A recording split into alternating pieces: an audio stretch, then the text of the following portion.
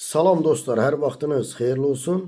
Dostlar, hər birinizin Novruz bayramını təbrik edirəm və eyni zamanda da bütün müsəlman aləminin, müsəlman qardaş və bacıların Ramazan bayramını təbrik edirəm. Allah tutduğunuz oruçları qəbul etsin, etdiyiniz duaları, tutduğunuz niyyətləri Allah qəbul etsin. Allah hər birimizin köməyi olsun. Mübarizə aparan, düzgün, dürüst, əqidəli insanların da Allah köməyi olsun bu yolda.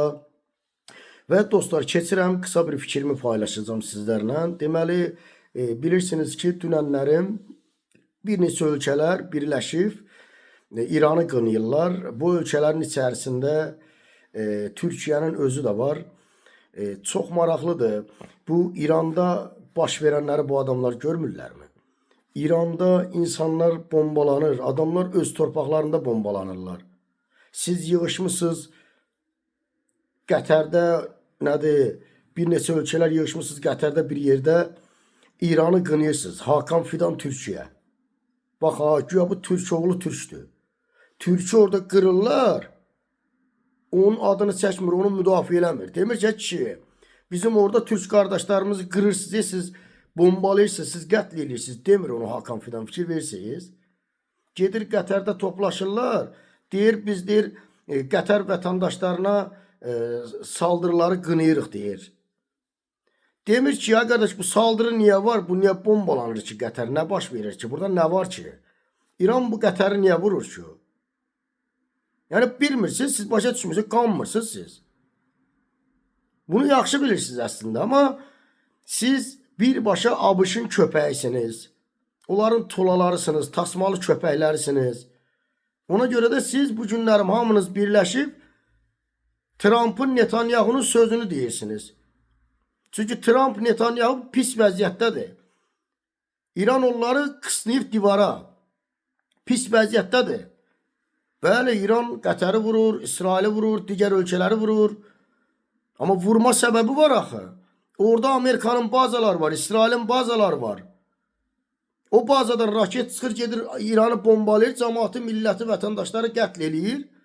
Ay özünə Türk oğlu Türk deyən Hakan Fidan. Sənin gedib Qətərdə gedib görüşürsən, orada qınıyırsan İranı. Həmən Qətərin ərazisindən raketlər, bombalar qalxır, gedir İranda cəmaatı qətl eləyirlər, bombalayırlar. Görmürsünüz siz bunu? Siz İranı hansı sözlə qınıyırsınız? Nəyə dayanaraq qınıyırsınız? Nə qədər ləyəqətsiz adamlar sizsiniz? Və görürsünüz, maskanız düşür. Kimin yanında durduğunuz ortalıqdadır, məlumdur. Qatillərin yanında, pedofillərin yanındasınız. İran sənin qonşu ölkəndir, qardaş ölkəndir. Kültürümüz bir, dinimiz bir, tariximiz bir. Necə yəni sən bunu necə görməzdən gələ bilərsən sən? Necə sən, ay Hakan Fidan? Necə sən bunu görməzdən gələ bilərsən ki, sənin qardaşların orada qətl eləyirlər. Sən gedib ərəblərlə bir yerdə birləşmişsiniz, bir neçə ölkənin başında duranları, nə bilim, Xarici İşlər Naziri, durub İranı qınayırsınız. İranın nəyini qınayırsan? İran deyir, mənim bombalama da. Sən bombalayırsan, mən də sən vururum. Əzəb eləyirəm. Açıq deyir də. Yığışıblar ora bir topa nədir? Trump'ın, Netanyahunun, ABŞ-ın köpəkləri İranı qınayırlar. İranı qınama yine, İranı müdafiə elə. Sənin yanında olan İrandır. Okeanın o tərəfindən pedofil Trump gəlib səni müdafiə eləməyəcək. Sənin qardaşın oradadır, qonşun oradadır. Müdafiə elə də. Dəhşət deyil, qardaş. Baxırsa dövlət adamlarına ki, Ərəb ölkələri, Türkiyənin özü, qardaş, dövlətin başında duran, yəni yüksək vəzifəli şəxslərə ki, baxırsan ki, Trump'ı müdafiə edirlər, dolayısı yolla. Bunlar birbaşa göbəkdən bağlı deyil ora.